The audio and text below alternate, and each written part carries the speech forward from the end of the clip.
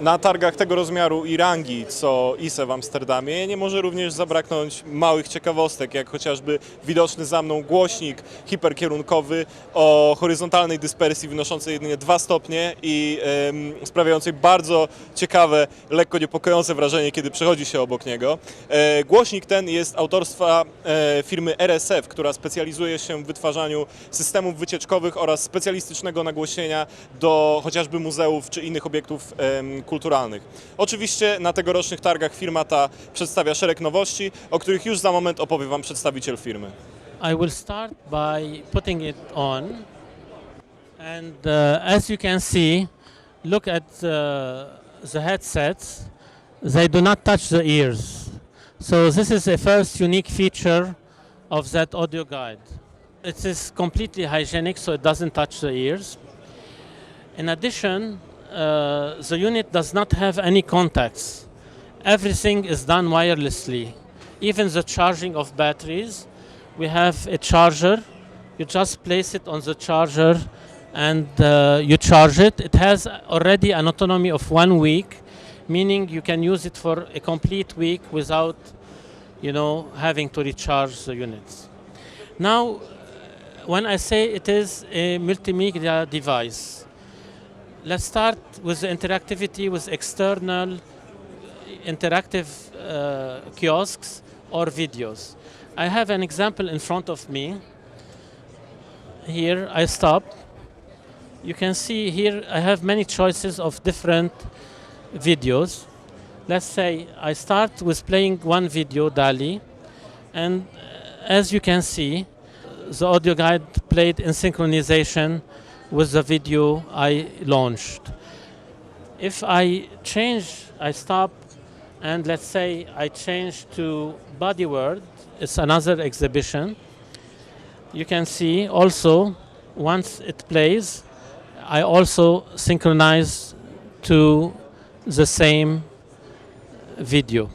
So no matter if I go away and then I come back at any point of time, I will synchronize to the post, and whatever I do, I am recognized, and I will synchronize to whatever I'm doing in my own language.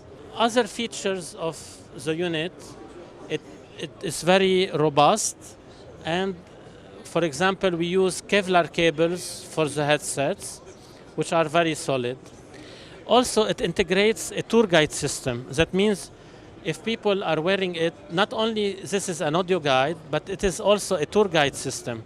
That means you can also speak to a group and transfer to them pre-recorded messages, release them, and then they can continue their visit, and they can come back and take them over, give them more information live, and then release them to continue. This is another feature.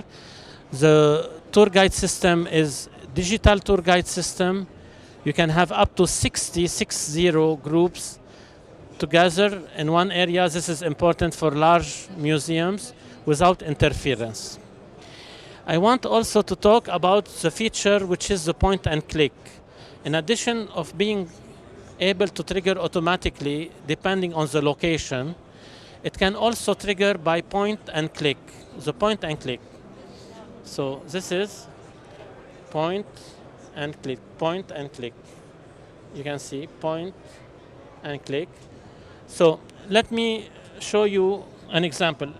If I want to change a language, I see an English flag. I point to the English flag, and I choose the English language. If I want to change language, I point at the German flag, and then I change my language into German.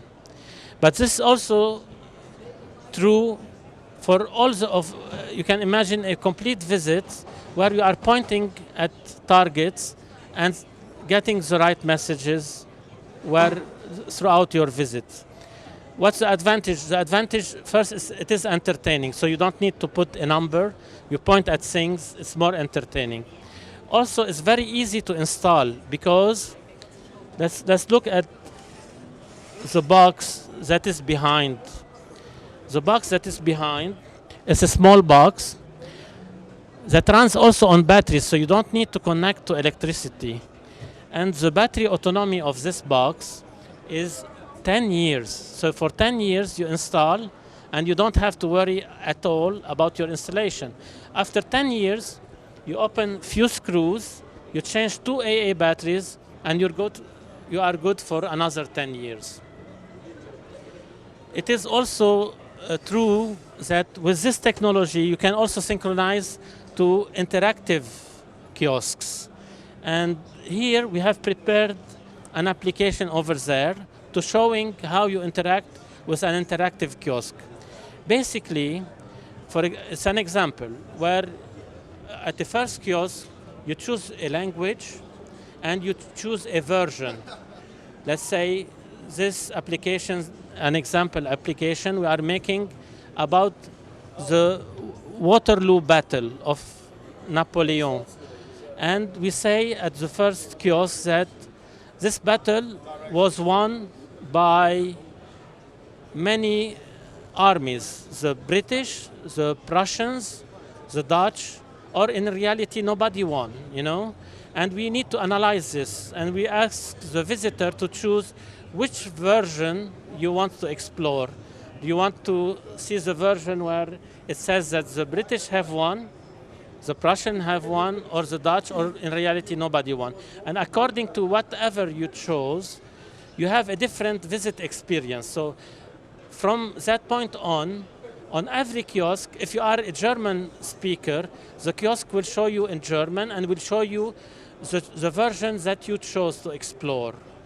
So the same museum, you can have endless visit tours for the same museum. So people can imagine visiting the same museum multiple times and every time enjoying a different point of view or a different version of the same exact museum or visit.